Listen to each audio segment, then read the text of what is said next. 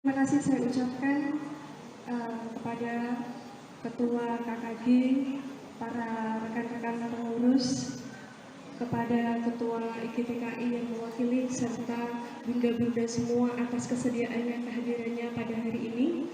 Dan ada pun beberapa susunan acara. Yang pertama, pra-acara. Yang pertama, pembukaan. Kedua, sambutan. Ketiga, nantinya adalah pemaparan materi. Yang keempat, sesi diskusi. Kemudian yang kelima, skors. Dan yang terakhir adalah penutup. Assalamualaikum warahmatullahi wabarakatuh. Yang kami hormati Ibu Dwi selaku Ketua KKG Kecamatan Jatisono, yang kami hormati Ketua IGTKI Kecamatan Jatisono atau yang mewakili, yang kami hormati pula Ibu Pengurus Kabupaten Wonogiri, dan yang kami hormati pula Ibu-ibu guru TK se-Kecamatan Jatisono.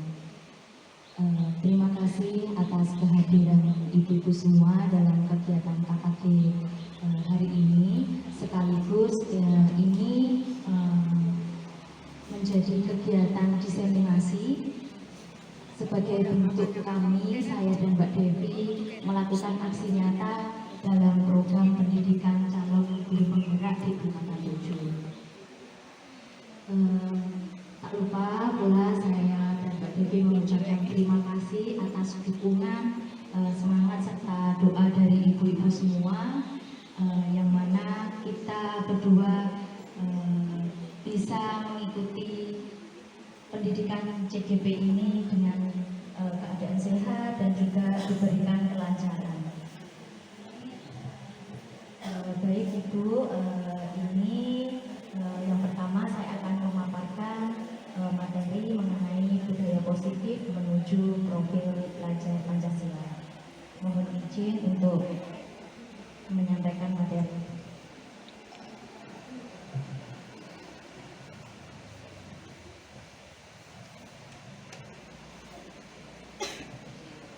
Yang pertama yaitu budaya positif. Di sini saya menyampaikan mappingnya, bahwasanya budaya positif ini adalah muara dari semua kegiatan kita di dalam lembaga, dan budaya positif ini merupakan tujuan kita di dalam lembaga.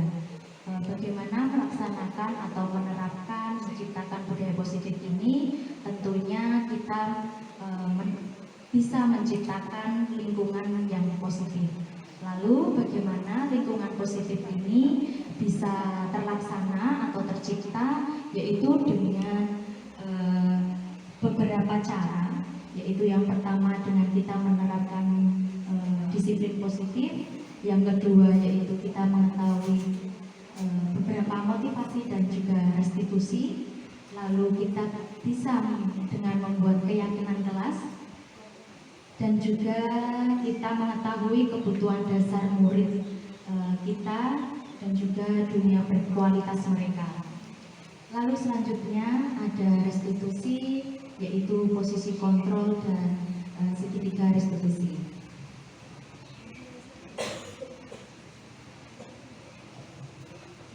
Yang pertama saya menyampaikan yaitu disiplin positif, bahwasanya di sini tujuan dari disiplin positif ini adalah menanamkan motivasi pada murid untuk menjadi orang yang mereka inginkan dan menghargai dirinya sendiri dengan nilai-nilai yang mereka percaya.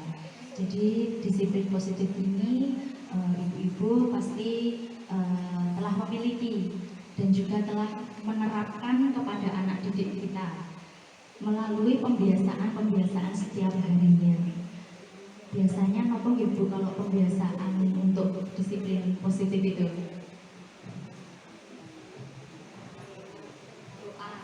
Doa sebelum dan sesudah pelaksanaan kegiatan, dan juga misal salah satu nilai kebajikan yaitu profil pelajar Pancasila, yaitu ada beriman, bertakwa kepada Tuhan Yang Maha Esa, dan berakhlak mulia, mandiri, bernalar kritis, berkebinekaan global, bergotong royong dan kreatif. Ini tujuan kita semua di Bunda, untuk mendidik murid kita menjadi seorang pelajar Pancasila atau memiliki profil pelajar Pancasila.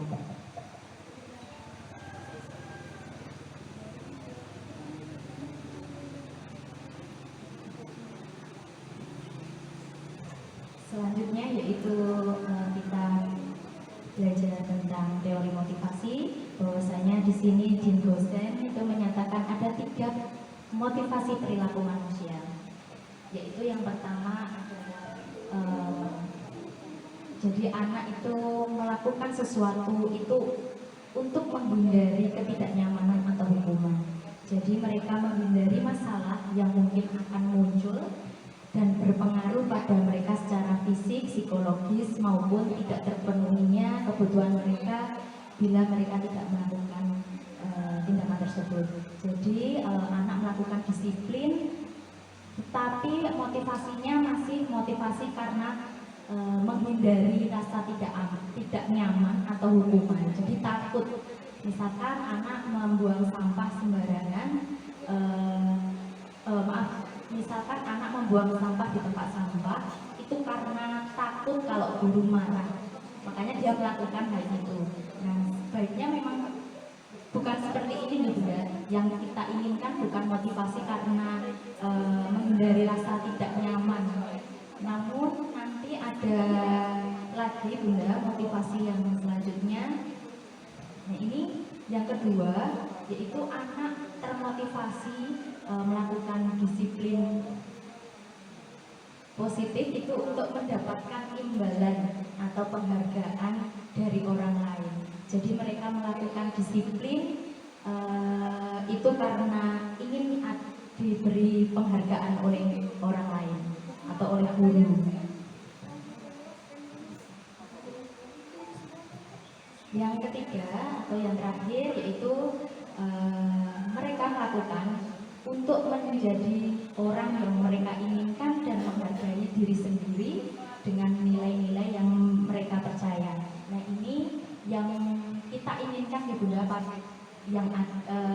pada anak didik kita memiliki motivasi yang memang berasal dari dirinya, yaitu motivasi intrinsik.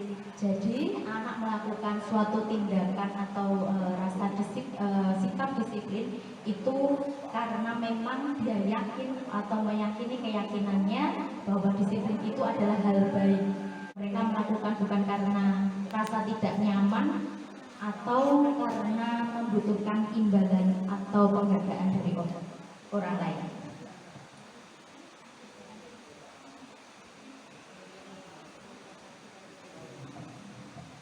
Untuk materi selanjutnya, hukuman, penghargaan, konsekuensi, dan juga restitusi. Bahwasanya di sini Bunda, disiplin dengan identitas gagal itu adalah hukuman. Jika guru memberikan hukuman itu pasti memang disiplin, anak menjadi disiplin, namun menjadikan diri anak menjadi identitas yang gagal. Mengapa demikian? Karena hukuman ini tidak terencana atau tiba-tiba muncul. Murid tidak menahu atau tidak tahu apa-apa. Yang ada guru berbuat salah, guru memberikan. Jadi hanya satu arah. Dan ini tentu tidak baik gitu ya untuk anak-anak tani. Dan saya percaya kalau untuk anak-anak TK juga nggak ada gitu ya. Anak-anak TK dihukum ya nangis kejer gitu ya. Sebagai contoh, misalkan ini saya ambil contoh, saya saat anak tidak merapikan mainannya setelah digunakan. Nah, anak ini dihukum seharian tidak boleh main. Nah, bagaimana Bunda menyikapi ini? Tidak mungkin ya Bunda kalau anak-anak saya yakin dan percaya ini Bunda-bunda tidak melakukannya. Nah, ini Bunda, ternyata penghargaan itu juga menjadikan anak disiplin, namun menjadi anak dengan identitas yang gagal. Jadi menurut Alfikon itu mengemukakan baik penghargaan maupun hukuman ini adalah cara mengontrol perilaku seseorang itu yang menghancurkan potensi. Tapi kalau anak-anak itu suka sekali ya Bunda diberi penghargaan. Reward itu sangat suka sekali. Nah kemarin itu saya tanyakan kepada fasilitator, Bunda kalau anak-anak TK itu kan sangat suka sekali suatu penghargaan. Nah itu bagaimana menyikapinya kan? Kalau dalam pengamatan Alfikon ini tidak tidak baik gitu, baik penghargaan maupun hukuman itu levelnya sama gitu, menjadikan identitas gagal. Beliau menjawab bahwa penghargaan itu hanya efektif dalam jangka yang pendek, melainkan kalau jangka panjang itu tidak efektif. Jadi anak itu akan berusaha menjadi lebih baik itu karena pengen lagi minta penghargaan kepada gurunya. Oh iya ya, ini hari ini aku dikasih penghargaan, kasih bintang sama bu guru. Besok lagi aku melakukannya, besok lagi melakukannya. Jadi setiap hari seperti itu. Jadi anak jadi tidak tahu Bunda, hal baik yang mestinya harus dilakukan itu memang hal baik, tapi karena dia butuh penghargaan, jadi sudah beda niatnya, seperti itu. Dan jawabannya kalau bisa diberikan penghargaan, namun dalam jangka yang pendek itu efektif, tapi untuk jangka yang panjang kita bisa menggunakan apresiasi kepada anak didik kita dengan kata-kata yang lembut, dengan kata-kata yang motivasi, misalkan hebat kamu jempol, itu apresiasi yang lebih baik dari penghargaan atau hadiah berupa barang, misalkan bintang atau diberikan suatu barang berupa makanan atau minuman kepada anak. Karena mau merapikan kembali mainannya yang dia gunakan, maka teman yang lainnya ini akan merasa iri. Loh kok itu terus yang dikasih hadiah, saya kok tidak seperti itu. Anak akan merasa kecewa, kok itu terus. Jadi di sini Alfikon mengklasifikasikan bahwa penghargaan itu bisa merusak suatu hubungan.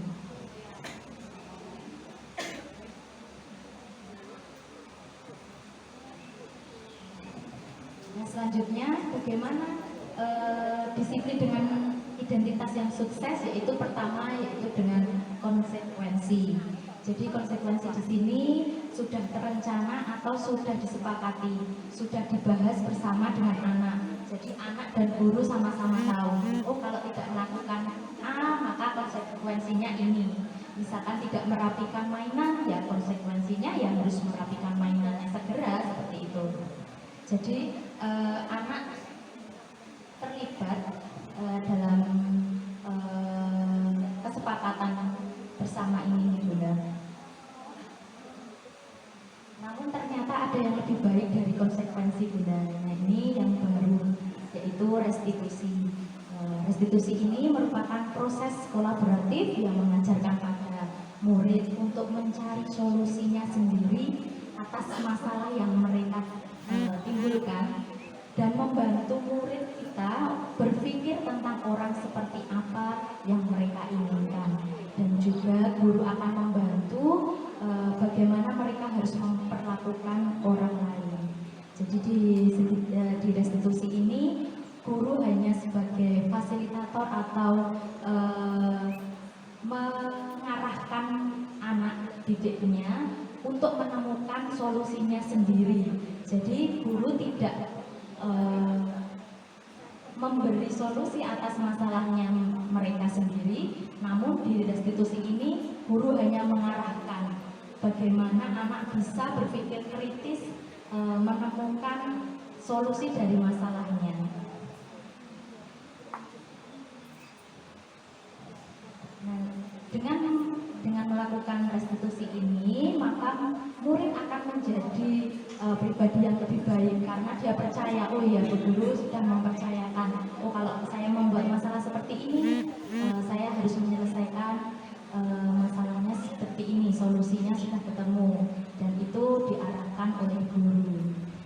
bukan guru yang memberikan solusi, tetapi murid yang menemukan solusi.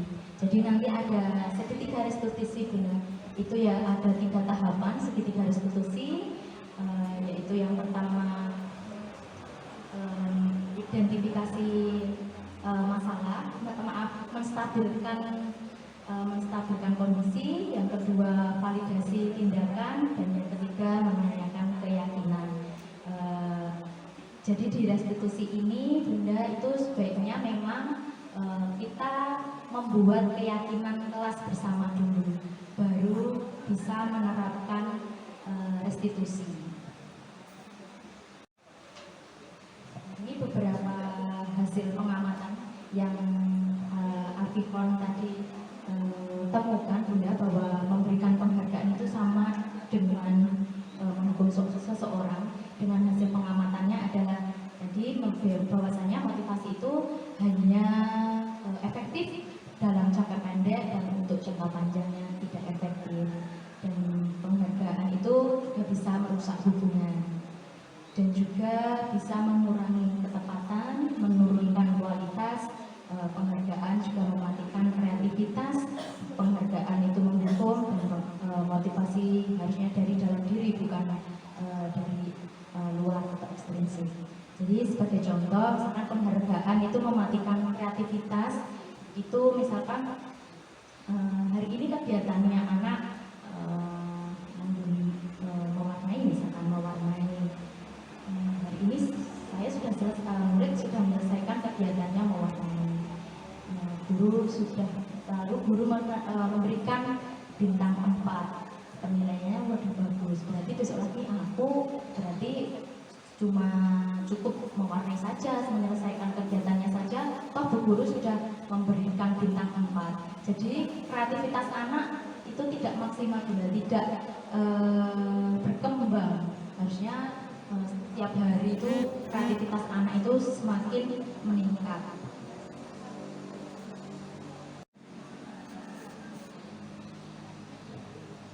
Ini keyakinan kelas.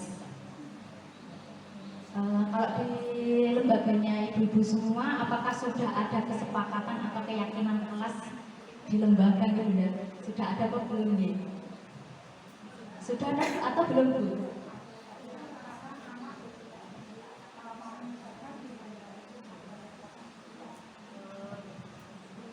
Sudah ada Bunda. Biasanya ini kesepakatan atau keyakinan kelas ini dimulai di awal pembelajaran atau awal ajaran baru, penerimaan murid baru itu kita ajak anak untuk membuat keyakinan kelas. Nah, tujuannya seperti apa nih Bunda? Tujuan keyakinan kelas ini yaitu yang pertama adalah menanamkan pembiasaan yang baik bagi anak didik, sehingga saat dewasa nanti anak itu terbiasa berbuat dengan sopan dan santun sesuai norma yang berlaku.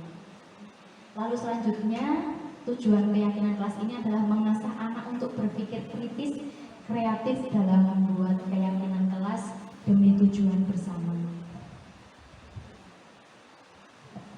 Ini adalah hal-hal yang perlu diperhatikan dalam membuat keyakinan kelas, yaitu bahwasanya keyakinan kelas itu dibuat untuk mendisiplinkan, bukan untuk membatasi kebebasan anak dalam berekspresi.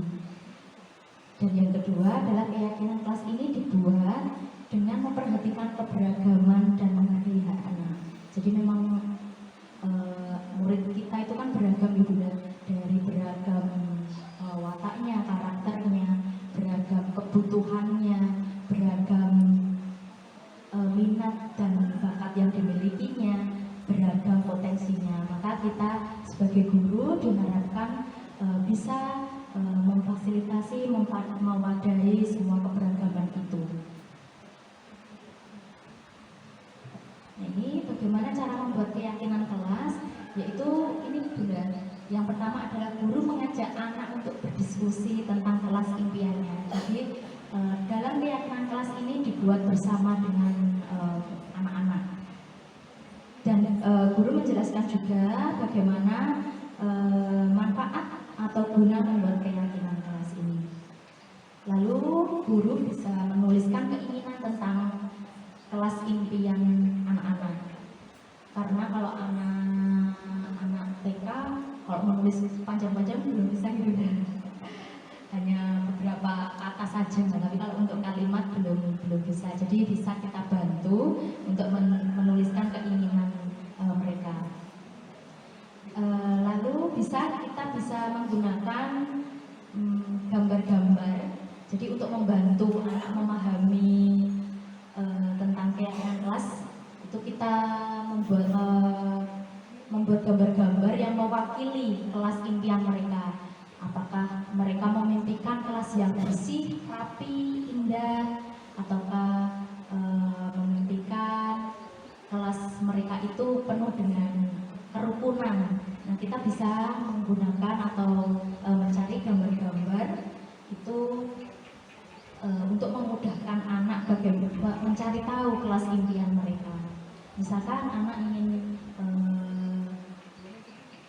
menginginkan kelasnya rapi, berarti bagaimana kelas yang rapi itu? Guru memberikan pertanyaan pemantik dulu kepada anak. Bagaimana ya kalau kelasnya rapi itu harus apa? Oh, tidak ada sampah. Oh, bagaimana? Oh, tidak ada misalkan kotoran-kotoran, atau tidak tempat atau alat permainannya itu rapi. Nah, dari sini guru bisa memfasilitasi dengan mencari gambar-gambar. Lalu anak diberikan kesempatan untuk menempel gambar sesuai dengan kelas impian mereka. Selanjutnya, guru membacakan kembali keyakinan kelas yang mereka buat. Selanjutnya, anak menempel bintang sebagai simbol persetujuan keyakinan kelas. Jadi boleh bintang, boleh cap jempol, itu juga boleh. Yang penting ini hanya sebagai simbol persetujuan bahwasanya kita sudah membuat keyakinan kelas dan kita sepakati bahwa ini adalah nilai-nilai yang kita anggap baik, nilai-nilai yang harus diyakini oleh murid dan juga guru. Mutar video.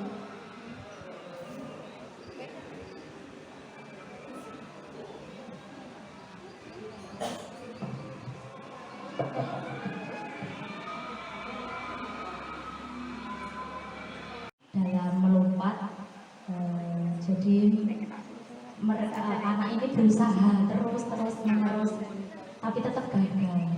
Tapi dia yakin dan percaya bahwa saya itu bisa melakukan. Nah, yang terjadi di video itu adalah teman-temannya Bunda. Teman-temannya ini saling menyemangati, saling mendorong, mendukung. Kamu bisa.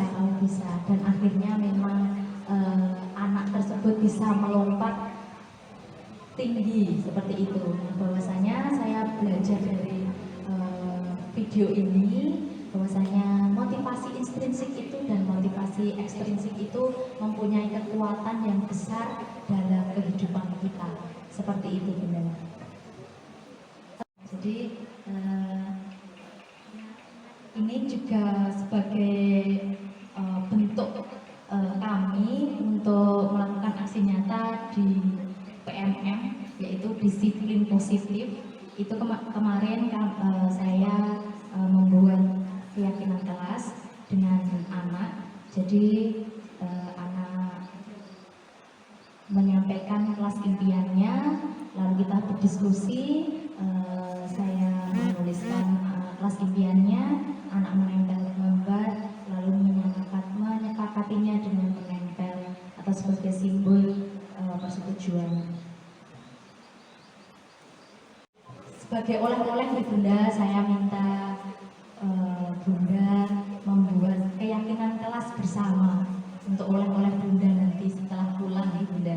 Bisa nanti diterapkan di tahun ajaran atau setelah ini juga kan ada tagihan nih Bunda, aksi nyata untuk disiplin positif begitu. Jadi ini saya bagikan beberapa alatnya nih Bunda.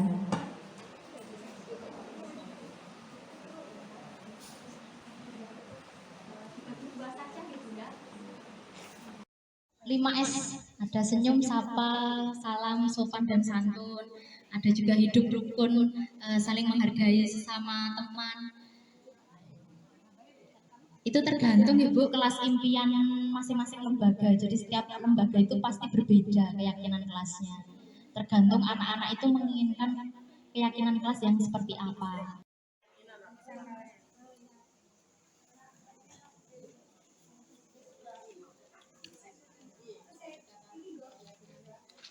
Kata-kata hari ini, salam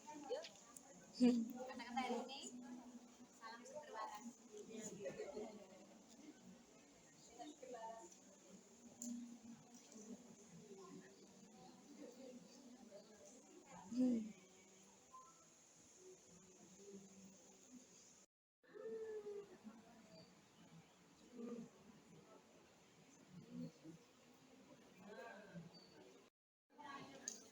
Boleh dibacakan tidak Bunda? Boleh.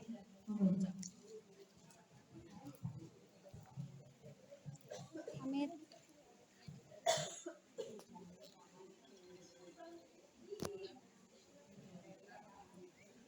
Keyakinan kelas. 1. Kelas yang bersih. Menjadikan kelas yang disiplin waktu. 3. Kelas yang menghargai teman dan lingkungannya. Ini keyakinan kelas. Biar kelasnya bersih, habis makan, buang sampah di tempat sampah. Lalu bekerja sama menjaga kebersihan kelas. Lalu saling menghormati dan menyayangi. Hari ini budaya positif barangkali ada pertanyaan atau sharing diskusi terkait dengan bagaimana penanganan anak di sekolah, di lembaga penjenengan, bagaimana penerapannya, ada hal yang mengganjal mungkin yang belum jelas, bisa ditanyakan, bisa kita diskusikan bersama. Monggo.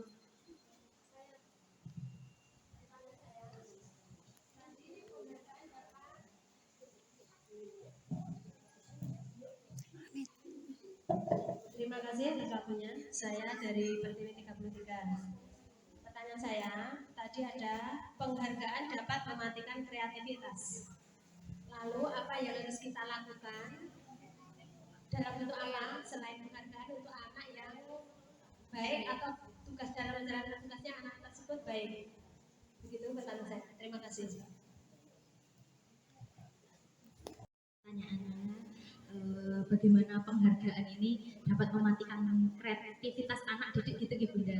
Karena memang menurut Afikon tadi pengamatan itu hasilnya itu salah satunya adalah penghargaan itu mematikan kreativitas. Jadi saat kita janjikan sebuah hadiah itu maka kita menjadi kurang kreatif. Lalu bagaimana menyikapinya? Yaitu tadi Bunda yaitu dengan memberikan apresiasi kepada anak. Jadi mengganti hadiah reward itu menjadi apresiasi, diberikan berupa kata-kata yang lembut atau secara fisik ya Bunda, misal sentuhan kepala. Sudah tidak ada lagi, materi sudah cukup dipahami. Kita lanjutkan untuk pemaparan materi yang kedua yang akan disampaikan oleh Bunda Deviana Franciscus. Kepada Ibu Deviana Franciscus kami persilahkan. Assalamualaikum warahmatullahi wabarakatuh. Yang saya hormati pengurus kabupaten dan yang saya hormati Ketua KKG dan Ketua IGTKI Kecamatan Jatisrono dan yang saya hormati rekan-rekan pengurus KKG Kecamatan Jatisrono dan tak lupa yang saya banggakan rekan-rekan guru taman kanak-kanak yang berkenan hadir dalam kegiatan KKG.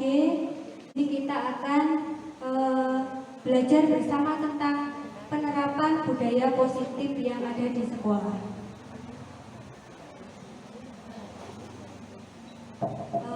Bunda-bunda di sini apakah sudah menerapkan budaya positif di sekolahnya masing-masing?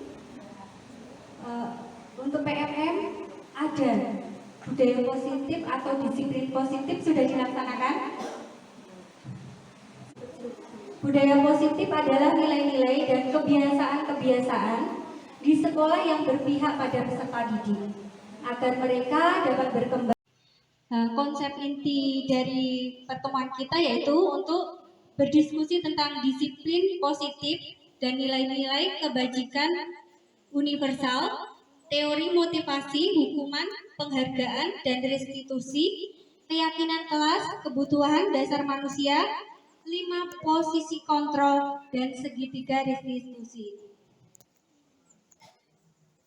Sebelumnya mari kita bermain ya Bu, biar tidak ngantuk. Nah di situ sudah ada kertas kecil-kecil, bisa dibagikan untuk satu orang satu.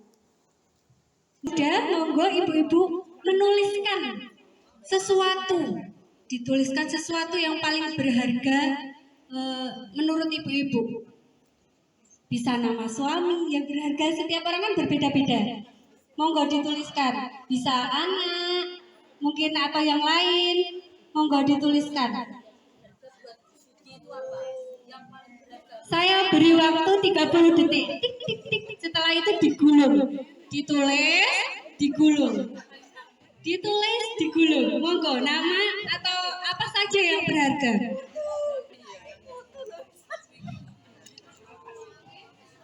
Sudah, kalau sudah, monggo digulung kertasnya, kemudian genggam erat-erat. Nah itu kan sesuatu yang berharga. Kalau sesuatu yang berharga itu pasti kita genggam, jangan sampai diambil orang lain, jangan sampai terlepas dari tangan kita, dari genggaman kita. Sudah, Dere? Yang satunya tidak. Digenggam ya, yang paling berharga itu jangan sampai lepas dari tangan kita. Kalau sampai lepas pasti kita sedih, bukan? Kalau yang berharga. Kalau yang B bertugas untuk membuka. Boleh gelitik-gelitik, boleh juga menggoda dengan cara lain. Mungkin jangan menggelitik, boleh memarahi juga. Pokoknya bagaimana caranya supaya tangan itu terbuka. Yang A jangan sampai tergoda. Yuk, kita mulai. 1, 2, 3.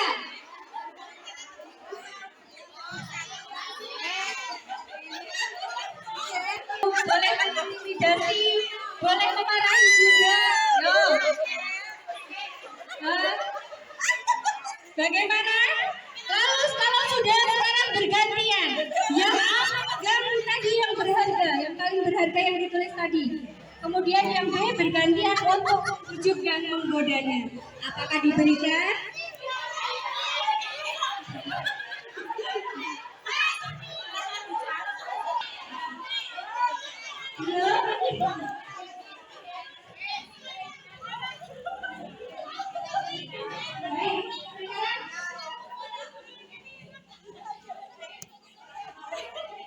Biar puas dulu, monggo. Mungkin belum puas, mungkin pengen berebut dulu. Sudah? Nah, seperti itu Bu yang semangat B, namun kalau ini sudah siap. Nah, sekarang apakah Anda A atau B membuka kepala tangan Anda? Tidak, ya, orang berharga. Kemudian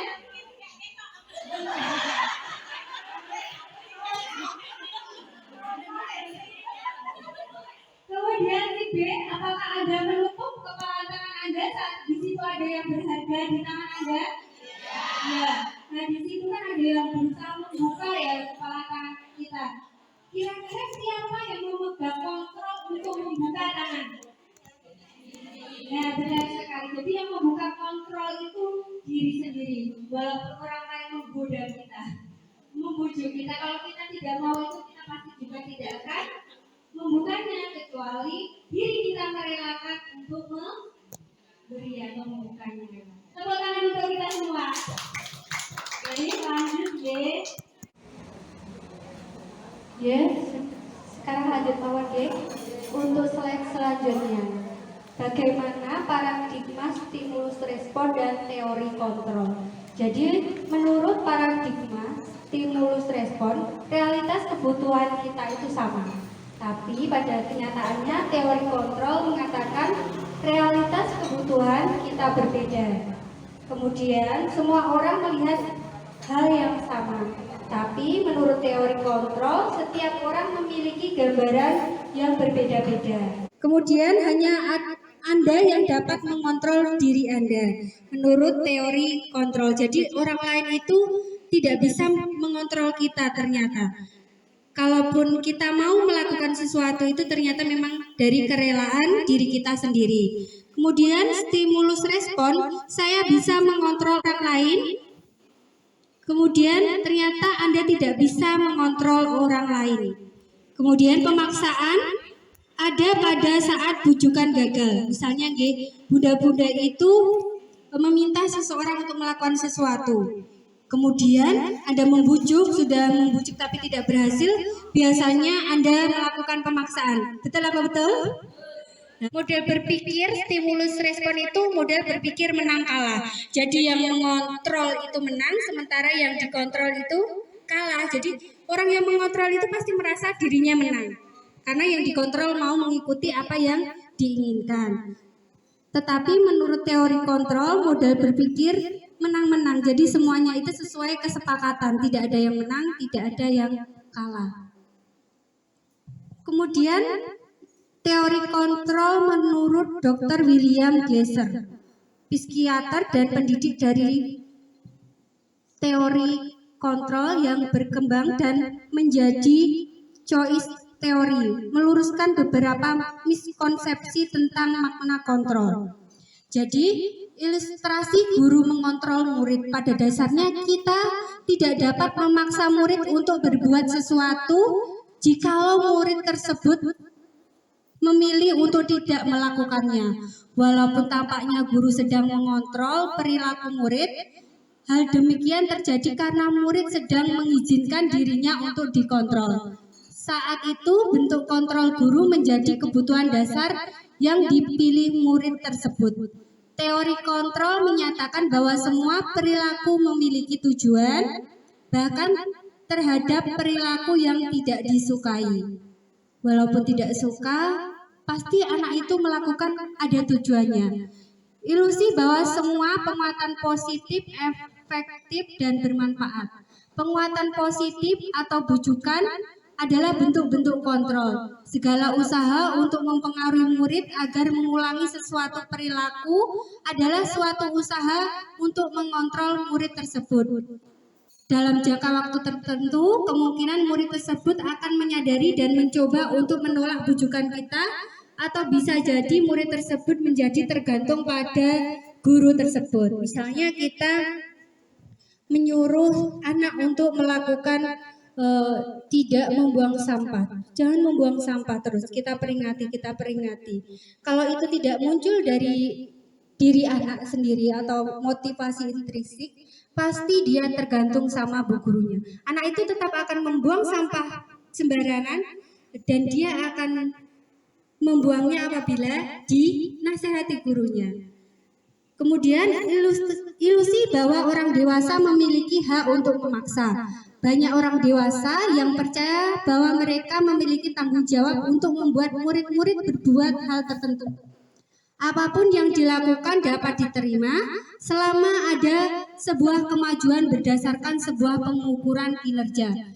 Pada saat itu pula orang dewasa akan menyadari bahwa perilaku memaksa tidak akan efektif untuk jangka panjang dan sebuah hubungan permusuhan dan akan terbentuknya suatu hubungan yang tidak baik antara guru dan murid. Misalnya kita menyuruh dan terus-terus menyuruh murid, pasti murid itu lama-lama juga akan, apabila dirinya tidak terima juga dia akan protes kepada, tidak akan terima. Walaupun kita mengontrolnya dan dia mau, itu nanti juga tidak akan berlangsung jangka panjang, hanya pendek. Seperti itu. Pandangan bunda-bunda tentang disiplin positif itu apa ya, Bun? Disiplin positif. Menurut Bunda apa? Coba ada yang berani? Tadi kan sudah Mbak Yayan menyampaikan tentang disiplin positif. Disiplin itu apa? Disiplin itu maknanya apa? rata-rata menganggap disiplin itu sesuatu yang mengerikan deh. Disiplin, aduh butuh disiplin. Disiplin itu apa? Tertib. Apakah benar tertib?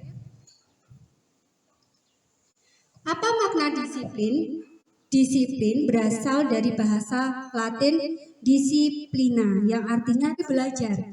Belajar juga berasal dari akar kata yang sama dengan disciple atau murid atau pengikut. Untuk menjadi seorang murid atau pengikut, seseorang harus paham betul alasan mengapa mereka mengikuti sesuatu aliran atau ajaran tertentu. Sehingga motivasi yang terbangun atau muncul adalah motivasi intrinsik bukan ekstrinsik. Intrinsik itu kemauan anak, sementara ekstrinsik itu dari luar. Disiplin positif dan nilai-nilai kebajikan universal. Ki Hajar Dewantara maupun Dian Ghosh mengartikan disiplin sebagai bentuk kontrol diri, yaitu belajar untuk mengontrol diri agar dapat mencapai sesuatu tujuan mulia. Tujuan mulia di sini mengacu pada nilai-nilai prinsip-prinsip mulia yang dianut seseorang. Kita namakan nilai-nilai tersebut dengan nilai-nilai kebajikan universal. Nilai-nilai kebajikan universal yang ingin dicapai setiap anak Indonesia pastinya yaitu mencetak generasi profil pelajar Pancasila. Profil pelajar Pancasila ada berapa, Bu? Ada berapa? Profil pelajar Pancasila ada 6. Apa ya? Apa? Beriman dan bertakwa kepada Tuhan Yang Maha Esa, mandiri, berakhlak mulia, bernalar kritis, bergotong royong, berkebinekaan global, dan kreatif. Itu secara keseluruhan itu sudah mencakup aspek profil pelajar Pancasila. Motivasi perilaku manusia, Dian Ghosh adalah bukunya, yaitu menyatakan ada 3 motivasi perilaku manusia, yaitu untuk menghindari ketidaknyamanan atau hukuman. Bedanya ketidaknyamanan dan hukuman itu apa ya, Bu? Aku tidak nyaman. Kalau tidak nyaman itu kan biasanya tentang perasaan kita, nggih.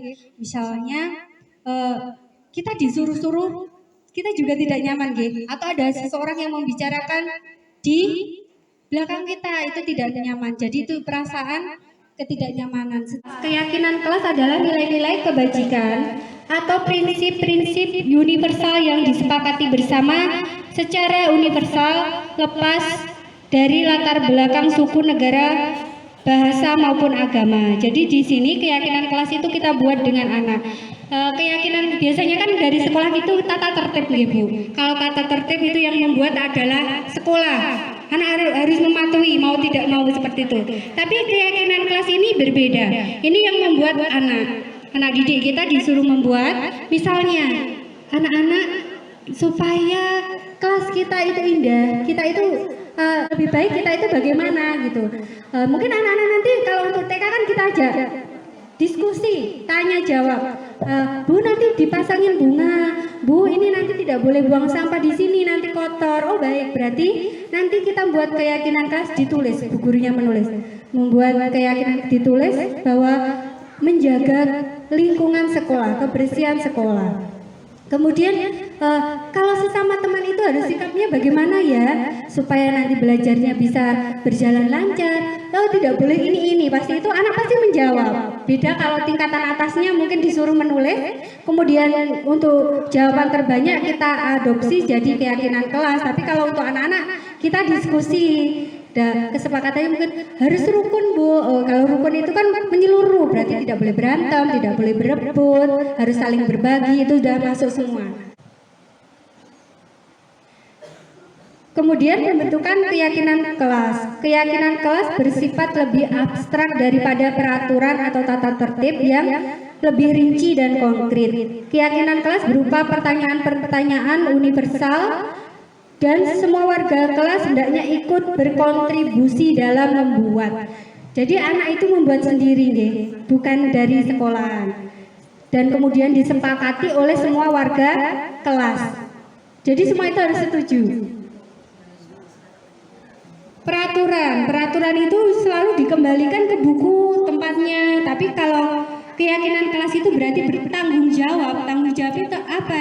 Ya bertanggung jawab atas apa yang dilakukan itu supaya tidak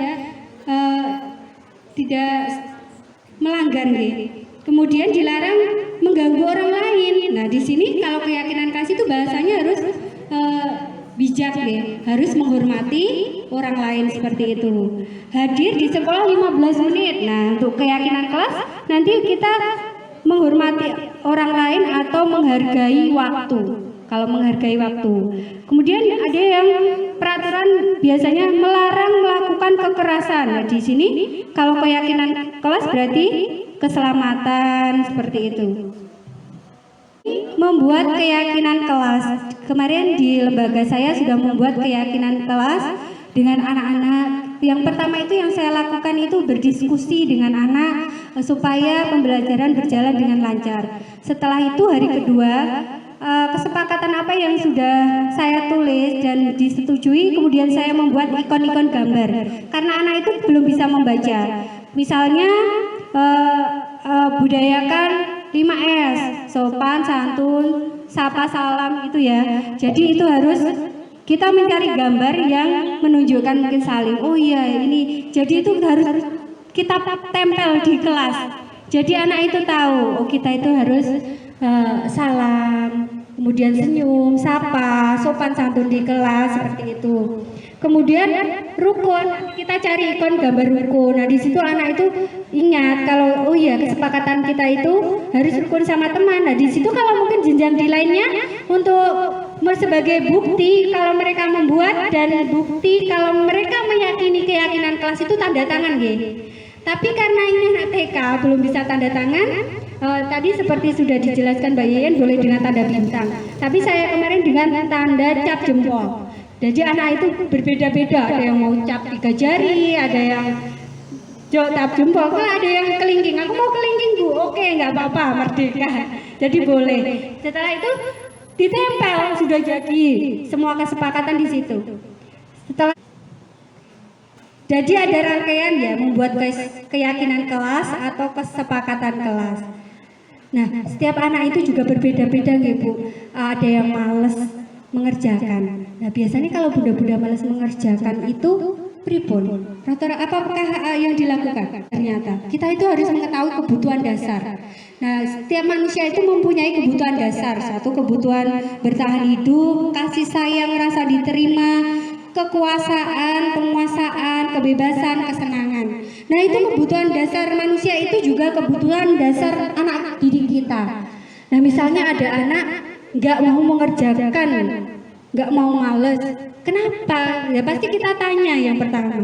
Kenapa kok kamu nggak mau mengerjakan? Pasti dia aja jawabannya.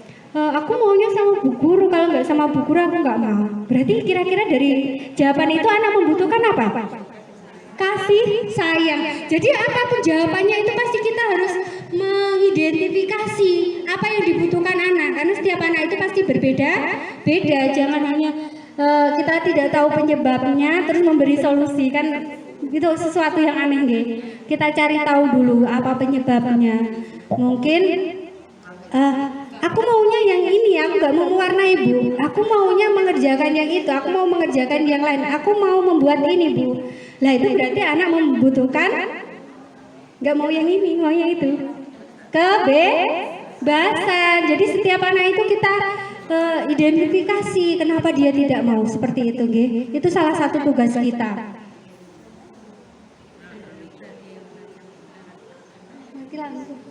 Kemudian selanjutnya 5 posisi kontrol.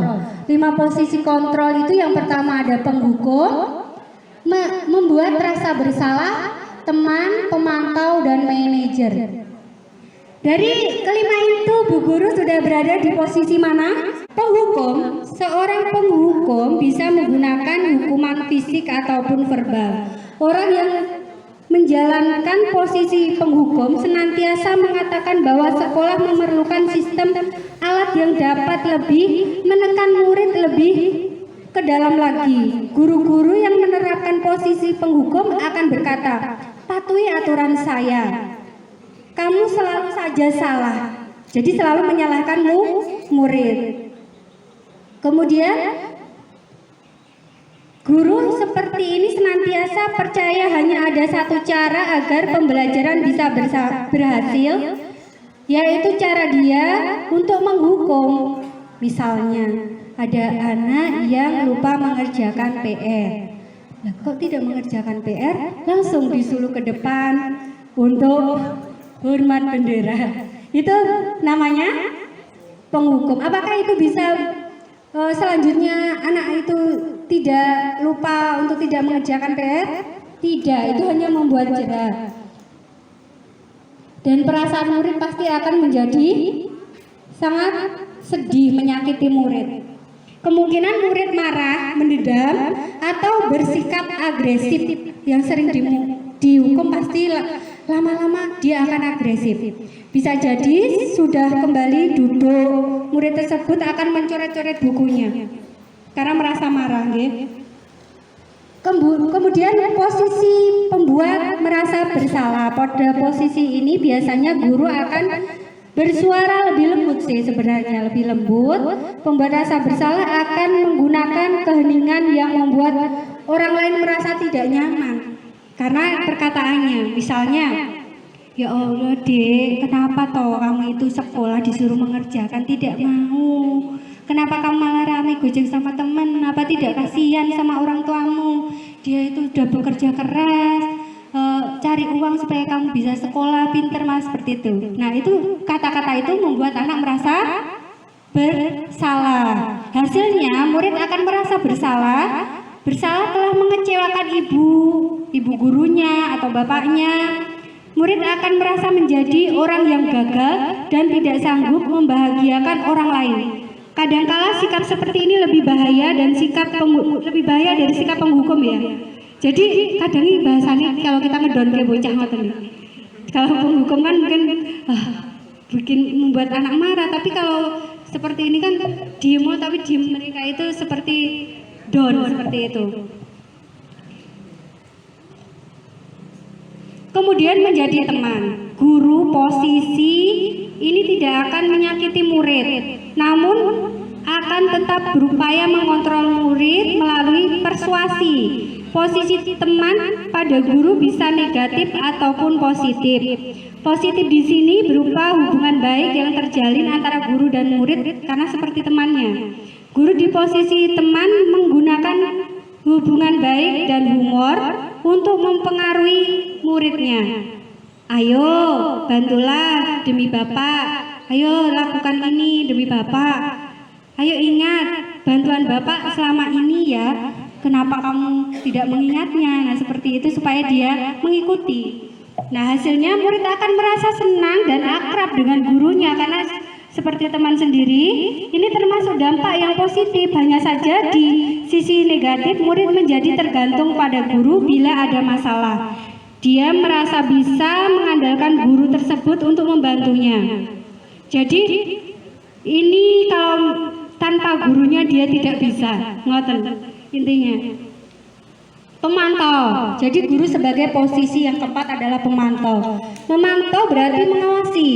Kita mengawasi dan bertanggung jawab atas perilaku orang-orang yang kita awasi. Posisi memantau berdasarkan pada peraturan dan konsekuensi. Dengan menggunakan sanksi atau konsekuensi, kita dapat memisahkan hubungan pribadi kita dengan murid. Sebagai seorang yang menjalankan posisi pemantau, pertanyaan yang diajukan seorang pemantau biasanya, misal ada anak yang tadi tidak mengerjakan apa yang dikerjakan tidak selesai. Jadi dia memantau kok tidak selesai tepat waktu. Jadi dia disuruh menyelesaikan pada jam istirahat. Seperti itu. Ada yang tidak mengerjakan PR.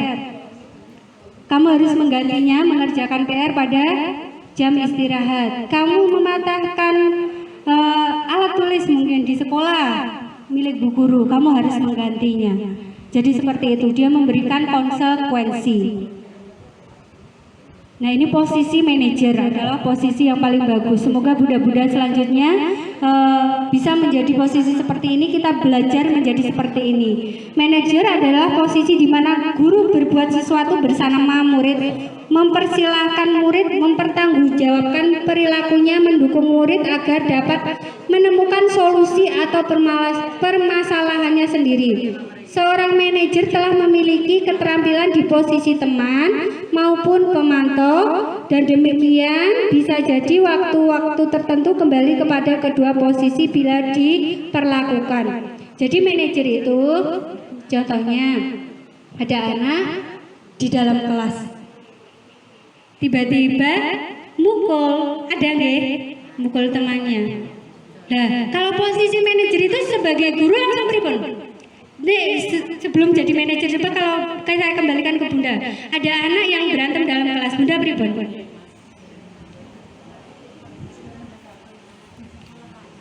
Setelah melerai, nah biasanya setelah melerai langsung menasehati di depan temannya itu. Tapi untuk manajer mungkin kita hentikan, jangan. Nah setelah itu anak itu kita panggil ternyata, jangan di hadapan teman-temannya. Kita panggil, menstabilkan identitas. Sebentar.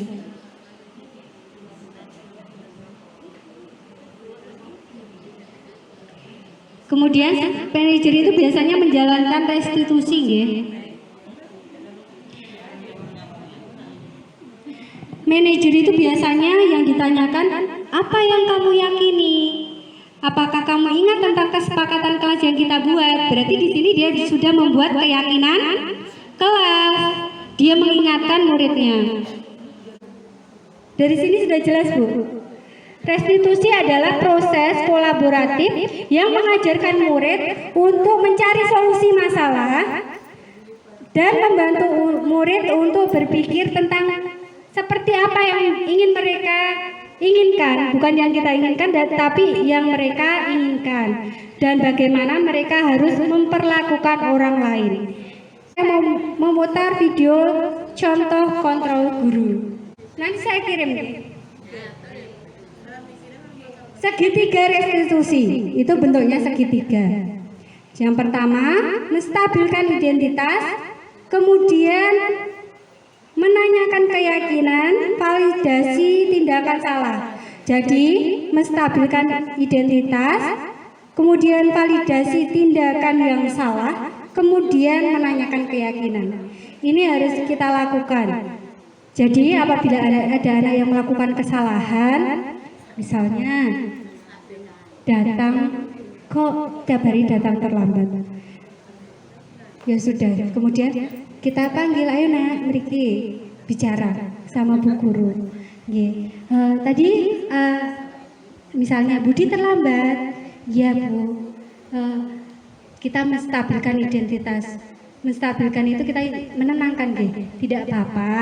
Semua orang pasti punya salah. Bu Guru juga pernah punya salah. Bu Guru juga punya salah, tapi jangan diulangi lagi. Tadi terlambat, kenapa kamu kok bisa terlambat? Dia pasti punya alasan, aku tadi malam nonton TV dulu Bu sampai malam. Seperti itu. Nah setelah itu nonton TV sampai malam jam berapa? Kan kita seperti itu. Ada yang jam 10, jam 11. Kemudian kita menanyakan keyakinan. Kamu ingat tidak keyakinan kelas yang kita buat? Kalau datang ke sekolah itu harus bagaimana? Oh ya harus tepat waktu Bu, kita harus menghargai waktu. Ya makanya kamu ingin memperbaiki tidak kesalahanmu itu. Kamu ingin memperbaiki tidak kesalahanmu itu. Kalau mau, coba kira-kira bagaimana besok supaya tidak bangun kesiangan karena tadi malam nonton TV. Anak itu pasti punya solusi. Kalau tidak punya solusi, kita memberikan solusi yang diterima murid tersebut. Bagaimana kalau tidurnya sekarang di jam 9 sudah tidur? Oh iya Bu, atau nanti di rumah ada siapa? Mungkin kalau ibunya kerja atau ada kakaknya suruh bangunin jam segini supaya tidak kesiangan. Nah, itu kita sudah memberikan solusi kepada anak. Itulah segitiga restitusi. Sudah jelas, Bun? Nah, ini pelajaran ini saya dapatkan dari pendidikan guru penggerak. Alhamdulillah ini juga sebagai paket kegiatan KKG kita yang kedua. Jadi sebenarnya yang mengisi ini adalah Bunda Yayen, tapi karena saya berkolaborasi, saya ikut gabung ke sini menjadi narasumber kedua. Dan terima kasih Bunda-bunda sudah berkenan hadir. Semoga kedatangan Bunda-bunda itu dicatat sebagai amal kebaikan Bunda-bunda. Cukup sekian presentasi dari saya. Ayo Ting Ting makan kepiting. Thank you for everything. Selanjutnya yaitu April membuang sampah tidak pada tempatnya. Bu guru melihat kejadian itu dan menanyakan mengapa ia melakukan hal tersebut. Ia terburu-buru karena ingin bermain bersama teman-temannya. Kemudian bu guru mengingatkan tentang keyakinan kelas yang sebelumnya dibuat dan menanyakan hal apa yang akan dilakukan April untuk memperbaiki kesalahannya.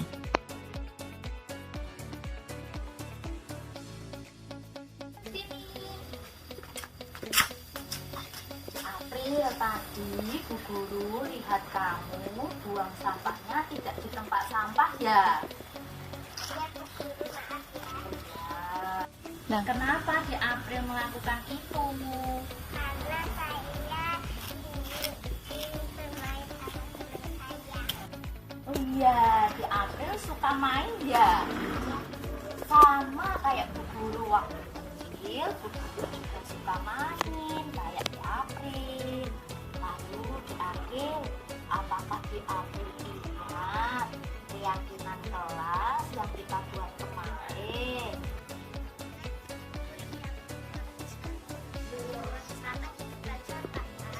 Iya, pinter di April.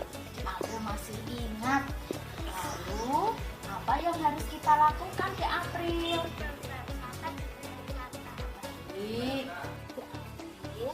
Kalau nanti di April terburu-buru, apakah di April akan mengulanginya?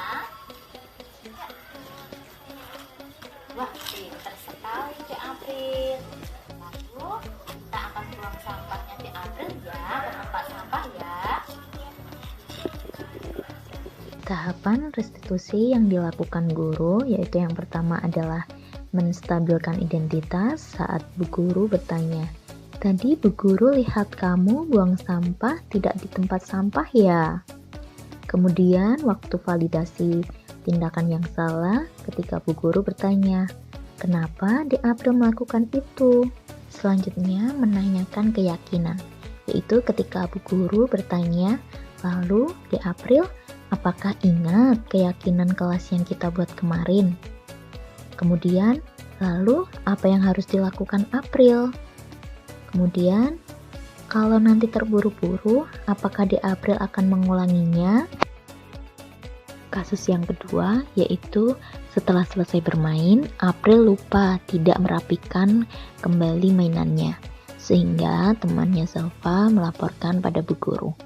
Selanjutnya, bu guru menanyakan pada April tentang kesalahannya tersebut dan alasan mengapa melakukannya. April sangat tertarik dengan buku cerita sehingga ia ingin segera membacanya. Kemudian, bu guru mengingatkan tentang keyakinan kelas yang sebelumnya dibuat dan menanyakan hal apa yang akan dilakukan April untuk memperbaiki kesalahannya. Di April. Ya Bu Guru. April, kata Zalfa, kamu lupa ya merapikan mainanmu. Ya Bu Guru. Kenapa di April melakukan itu? Karena aku belum dibaca. Di April pasti suka membaca ya? Iya Bu Guru. Iya, karena Bu Guru punya banyak buku yang April sukai ya? Iya.